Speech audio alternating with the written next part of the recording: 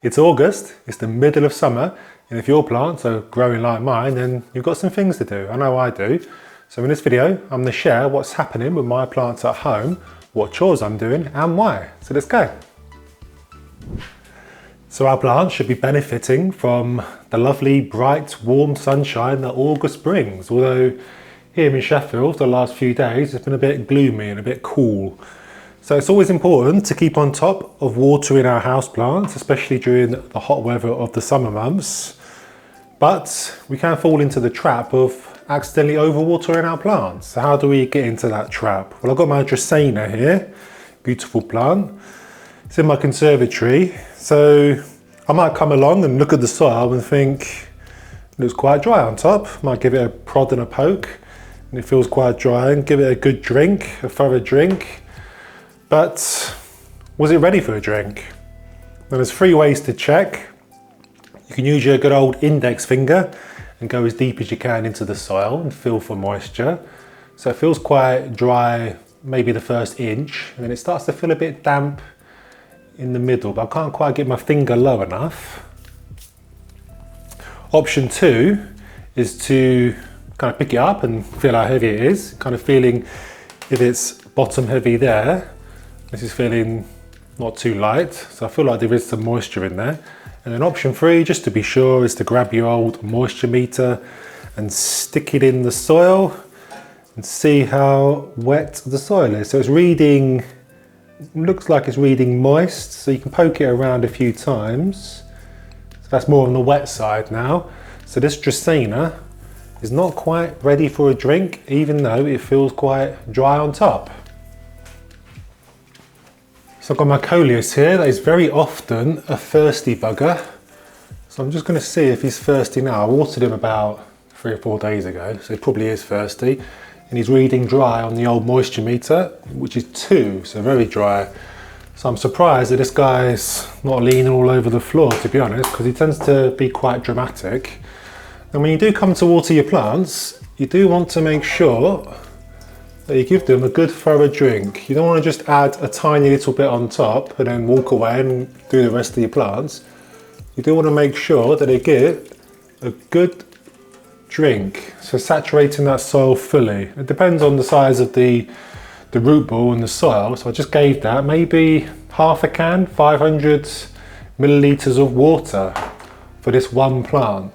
So you do want to do that. So you can always, if you're worried about overwatering, you can always come back maybe an hour or so later, lift up the pot to see how much of the water the plant has soaked up. And if there's a lot left over at the bottom, then you can always discard it. But if it's only a tiny amount at the bottom, I just tend to leave it, and it normally is fine.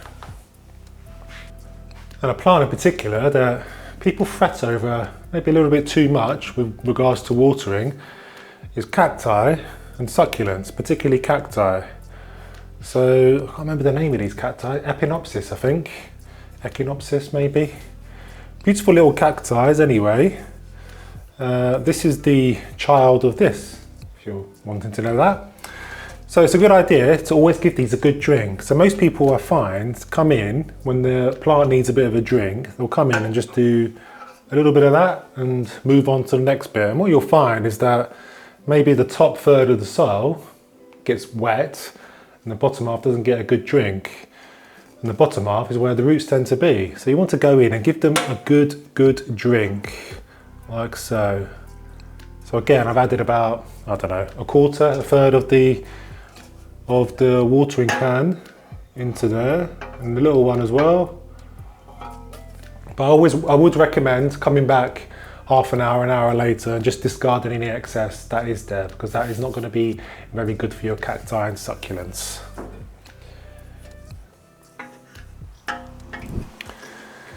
If you own a philodendron melanocrysis, otherwise known as melanochrysum, then you'll know how much of a pain in the bum they can be.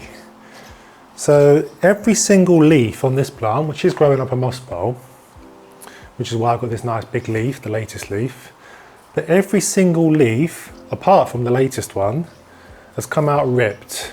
As it's unfurling, it tends to get stuck, and then it gets stuck and then it rips as it tries to carry on unfurling. So you have to kind of help it along. But this one I was spraying quite religiously with my watering can as it was out unfurling, increasing the kind of local humidity on the bit that was unfurling, and it came out nicely. Look at that, beautiful leaf, makes it all worthwhile.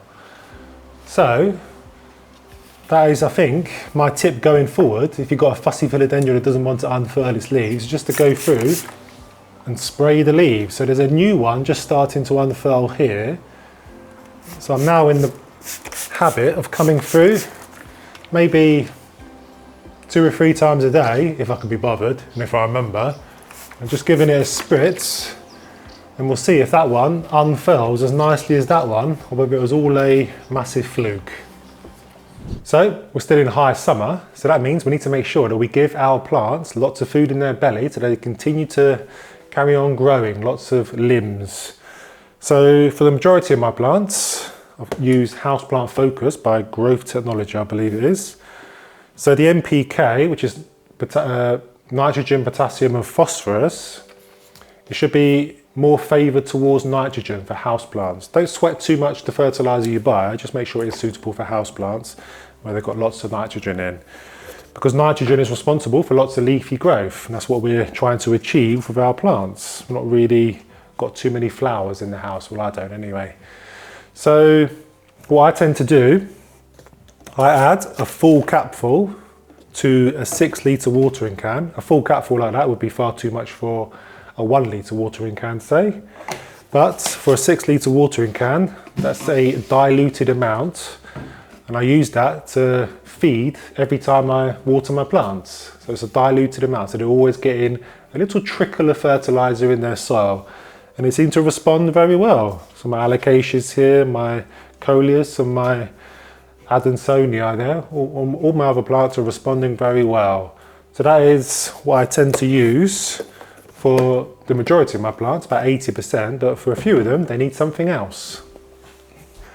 So one plant that is different, or group of plants, is orchids and other flowering plants.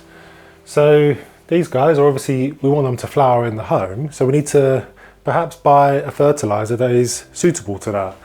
So I've chosen BioBloom by BioBiz. I think this is a Dutch company, and this is specifically formulated for flowering plants. It's got a higher amount of potassium and phosphorus and a lower amount of nitrogen. So that's going to encourage good root development and good flower development for plants like orchids, and also my Aescananthus here that is just waiting. Is it starting to go into flower? Well, I want to encourage it to go to flower anyway. So I'm adding a bit of this. So I've got my 1 litre watering can here. So I'll just add, it's full of water already, so I'm just going to add a little drop of that. Normally I would measure with the cap, but I haven't got free hands. So I'm just going to give that a little bit of a mix. And I'm in the habit of just once a week, just going through and just topping up these plants with a little bit of fertiliser. So you can water orchids over the sink and let the water run through. That is a good way of doing it, a safe way of doing it. But these days I'm in the habit of just adding a little bit of water to the bottom of the orchid pot and just let the bark kind of soak that up and hydrate the roots. And I do that once a week and it seems to be working quite well.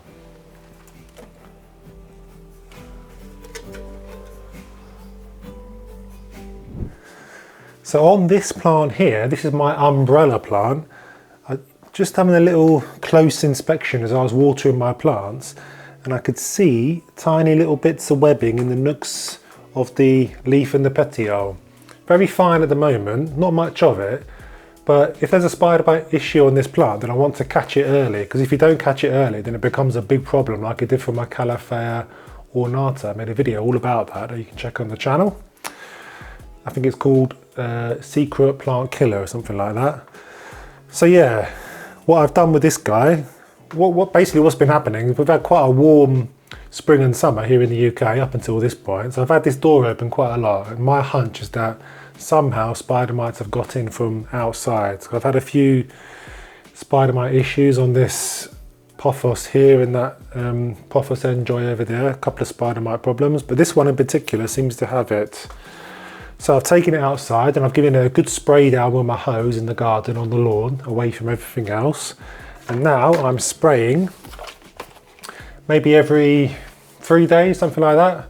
Resolve a bug killer. So I've upgraded my pesticide. I was using AB, plant invigorator and bug killer, which I don't think was doing that good a job. But this one, Resolve a bug killer, seems to attack most things, whitefly, aphids, caterpillars and spider mites apparently. So it's a concentrate, so I've filled up my bottle and I just go through every 3 days or so. And I try to get it from all different angles, so that the front of the leaves and the back and all the nooks and crannies of the petioles and the stems get a coating of this mixture.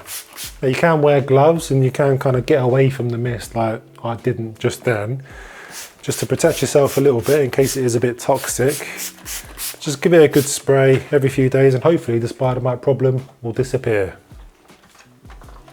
Make sure you download my free plant troubleshooting handbook that is linked in the description. It goes over all the common problems that you see with your plants, why they're happening and what to do about it. So it's good to have on your phone for when something untoward happens. So this is what happens when you don't support your Monstera deliciosa. It's quite floppy, so you need support. If he carries on, he's going to continue growing, he's going to be on the floor, which we don't want that for our Monstera. We want him to be an upright citizen. So this is what a properly supported Monstera looks like, by the way. This is my Monstera albo, and he's got a treleaf trellis up against his bum, and the aerial roots are kind of intertwining with the holes in the treleaf trellis. This is a Zeller, by the way, which you can find the details of in the description to this video, along with a 10% discount if you're interested. But looks much better, doesn't he, than this. And all the leaves are facing the right way. Now, this guy, I'm going to do back exactly the same thing as what I did with the Monstera albo just there. I'm going to put this up against him. But we have a problem. And I'll show you that problem when I've inserted this. You can probably hear me breaking a few of the roots as I'm inserting this, but Monstera roots are very, very robust. You don't need to worry about it too much. So I'm trying to get that in as deep as possible so it's got a nice platform to stay nice and sturdy. That seems about okay. So I've put it at the rear of the plant. The rear of the plant is where the aerial roots come out of the back and then the leaves face the front. But the problem we have, now that I've done that, is that the leaves are all crooked. So that one's facing up, that one's facing that way, that one's facing that way. They're all facing which way because they didn't know which way to grow. Whereas if we compare to this guy, did I just drop something? I did. Compared to this guy, all the leaves are facing the correct way. And it looks much nicer, doesn't it? Very handsome. So what I'm going to do, I think I'm going to prune this back, which does carry a bit of a drawback with a Monstera because when you cut the stem of a Monstera, the new leaf that comes out of the new stem is always a little bit more juvenile than the one you cut off. And you can see that with this. I cut this back here to propagate it basically. And which one? That was the last leaf, and you can see the fenestrations were starting to come through, and that was the first leaf that came out on the new stem. And there's no fenestrations. Not a big deal, just takes a couple of leaves to catch up. So with this guy, I want it to grow a new stem basically to avoid all this ugliness with the leaves facing in all different directions. So I'm going to, I think, cut it back about there. There we go. So I've got rid of all that. It looks quite drastic, but it will be fine.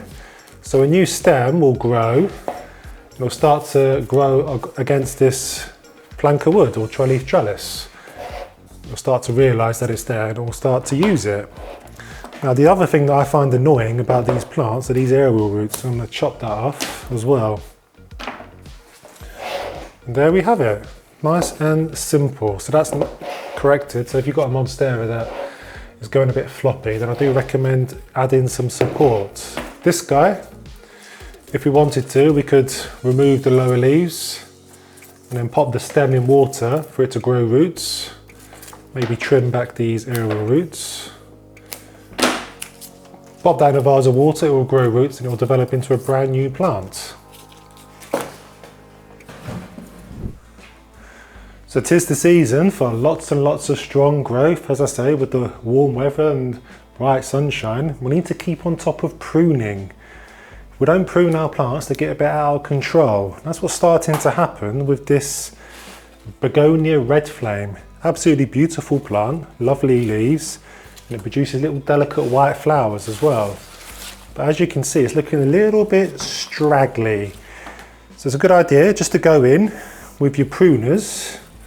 First, take away any dead leaves that are hanging around. It always produces these dead leaves, like so. And then you just want to kind of prune it to open it up a little bit to increase the airflow around the plant and allow it to continue to produce more leaves. If you were just to leave it like this, then it will just continue to get overcrowded and it won't be very healthy for the plant. So I'm going to give this guy a good haircut.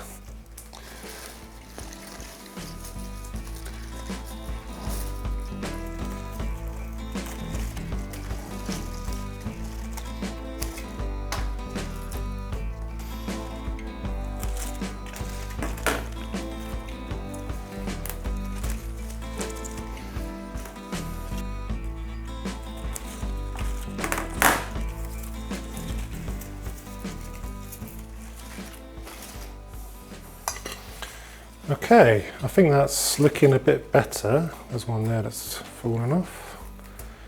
So what I tried to do, I took away the kind of dead leaves, like so, going crispy brown, and then any ones that were kind of looking a bit tired, a bit old. So I've hopefully only got the newish ones left.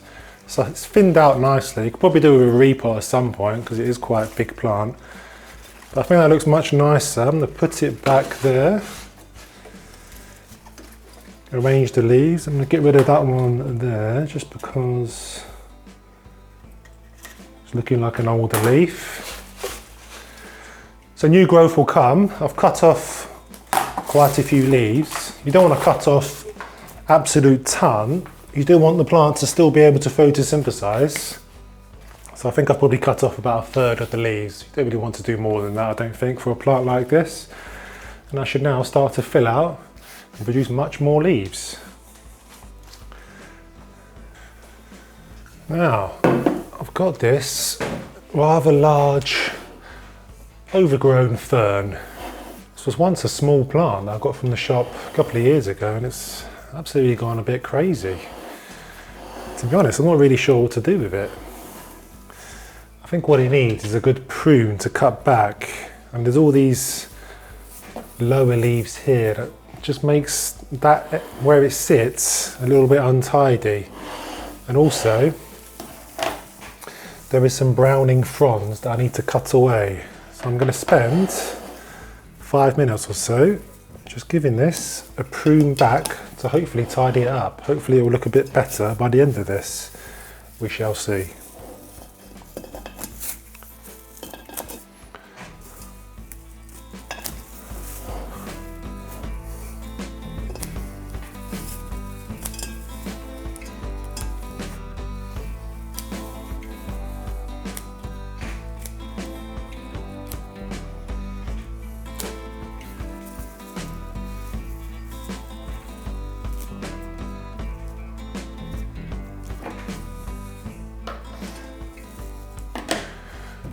Okay, blimey, I think I've cut off about nearly all the plant. So I don't really know the best way to prune a fern, but I just went with my intuition, and sometimes I think that's the best way. Just do whatever you feel is right, and the plant will normally bounce back. So there's quite a lot of brown fronds in the middle of the plant, and I think that's because it's not getting enough light, basically, because it was too bushy. So I've thinned it out quite dramatically, and I've tried to get out as many of the brown, like all brown fronds as possible. But I don't want to go too far, otherwise I'll have nothing left. So now that's got lots of space for air and light to get into the middle of the plant, it should start to grow in a more respectable fashion again. Look at that long frond there, I'm going to get that out. I don't really like these long fronds making the place look untidy. So let me know, do you think that looks better or not? I think it looks better, and it will look better in a couple of months too. Now if something's gone wrong, then it's often a good idea to cut it out and start again. So I've got my philodendron whippleway here, which is growing up this moss pole. It's kind of getting attacked by this purple bolete, but that's a story for another day. And much like the philodendron melanocrysis, I'm sure you've heard me talk about the philodendron melanochrysum before, it struggles to unfurl leaves, and it looks like the whippleway has caught this as well. I've had this plant maybe a year and a half, something like that. Is it 2 years? I can't remember. Maybe 2 years. And I've not had any issues with the leaves unfurling, but for some reason, it's become a right mess at the top here. The leaves are just having a real struggle trying to unfurl. I'm not sure why that is. Maybe I've not been spritzing it enough. But what I'm going to do, I'm going to cut it off and start again. Looks like it's attached to the moss pole, which is good to see.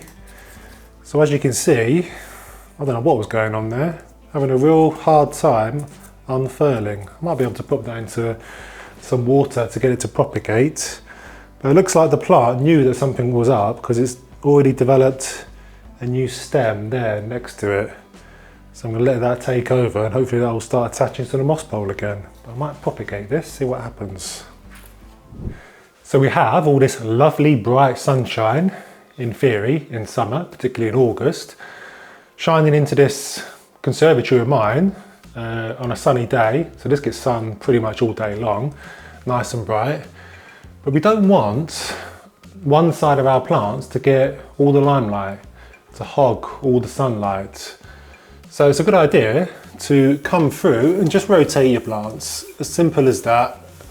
Just ones that are bushy and have leaves all the way around, like this Ficus benjamina and this Dieffenbachia. Because you can see with this guy, I've not rotated him for a good maybe 3 or 4 weeks. I've been a bit slack on it. And all the leaves are kind of facing this way, very heavy on this side. And when I turn him around, there's not really any leaves now facing the room. But that does change. They do respond very well to the light. Now that I've rotated him, will start to face this way, and it's just a good way of making sure that your plant's healthy on all sides. So if you tend to leave it on one side, then the leaves at the back tend to get brown and start to die off and go yellow. So rotate.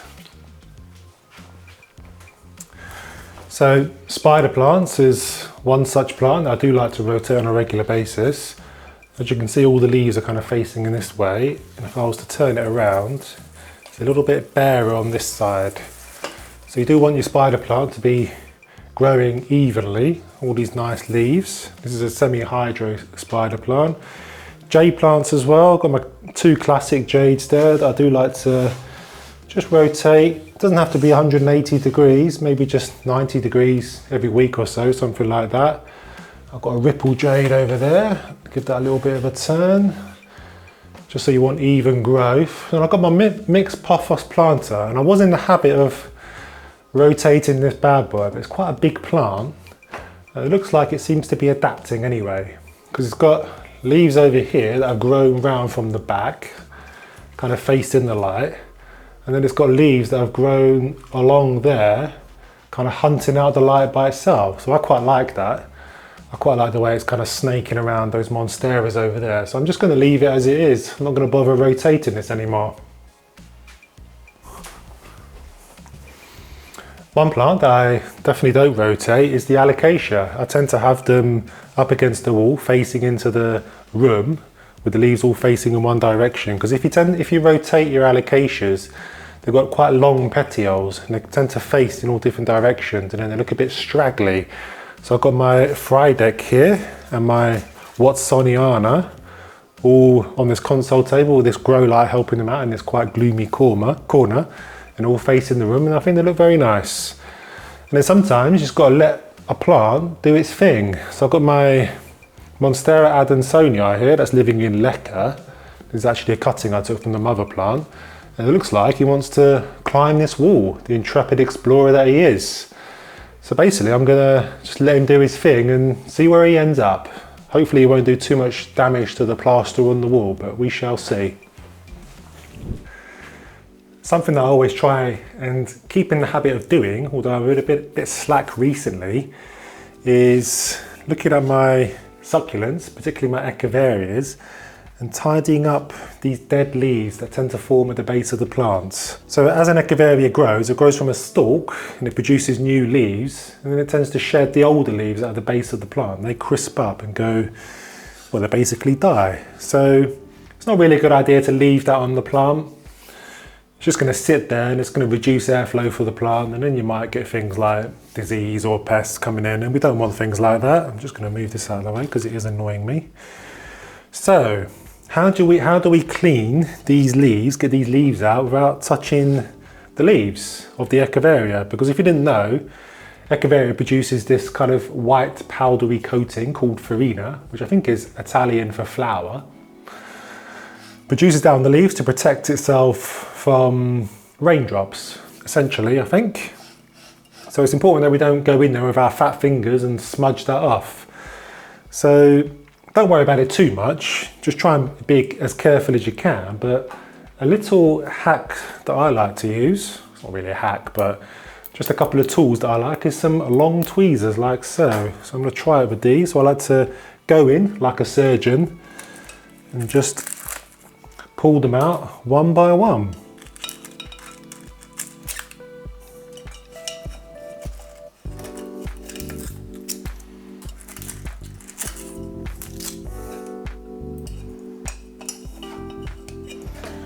Okay, so I did scrape a few leaves with my old tongs, or tweezers, but never mind.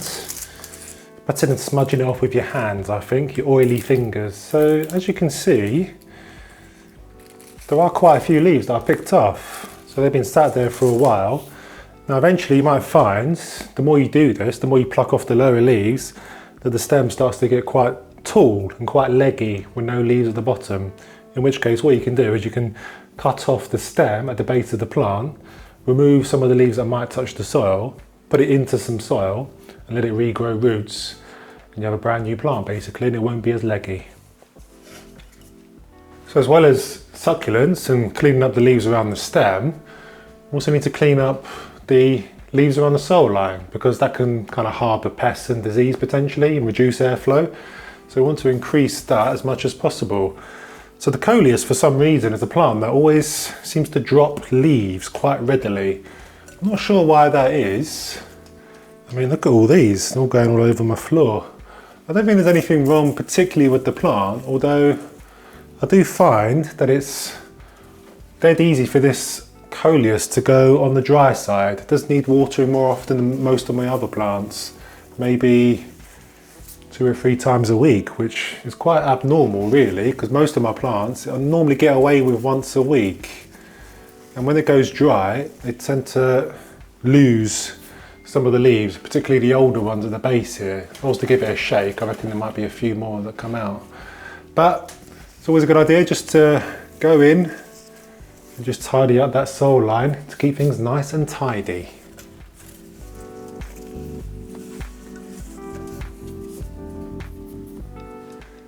Now some plants I do forget to tidy up the leaves from the soil line.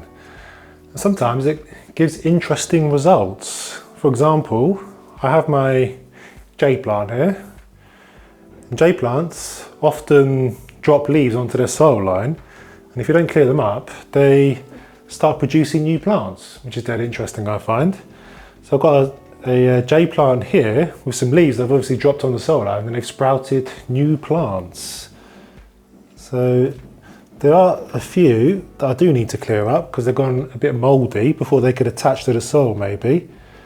But sometimes if you just leave them be, you get a brand new plant in your hands. And what you could do is you could cut that out of the soil line and pot it up into a new plant, into a new pot, and you've got a brand new plant. So you might be going away in August, a popular time for people to go away. We're going away in a couple of weeks, for a week. So how do you care for your plants while you're away? Well, I wouldn't advise getting a plant sitter to come and water your plants, because they won't really know the best way to water your plants. You don't want to give that responsibility to someone else and then come back and see they're all dead. Definitely not. I find really that plants tend to fend for themselves quite well without you for a week. If you live somewhere hot and sunny, then I would take away your sensitive plants in particular away from your sunny windows and move them back into the room, and then maybe draw your curtains, like I can draw my curtains here. So for next week, I've got a monstera there, a fiddle leaf fig, I've got a fern and a pothos. So I might move all these closer into the room, maybe on the floor or something while I'm away, and then draw the curtains. Now I don't have to worry about whether the plant's going to get enough light for a week or so, because plants are fine without light for a week or even longer. I did an experiment a couple of years ago where I put my plants in the basement and I did surprisingly well. You can check out that video. So other than that, keep them away from the harshest light, and then I would give them a top up of water the day before you go, something like that. You don't have to worry too much about, if the soil is already moist or even wet, you can still top it up with a bit of water. You can do that once or twice and you will get away with it. You won't necessarily rot the roots. It's the continual kind of wetting of the soil that does that. So I will be topping up all my plants with water so that they're definitely okay for the week while I'm away, keeping them away from the hot spots. And when I come back, they should hopefully, fingers crossed, not be dead. Well, that's it for this video. Thanks for joining me. To check out the other videos in this series, then click on the link up here and I'll see you there.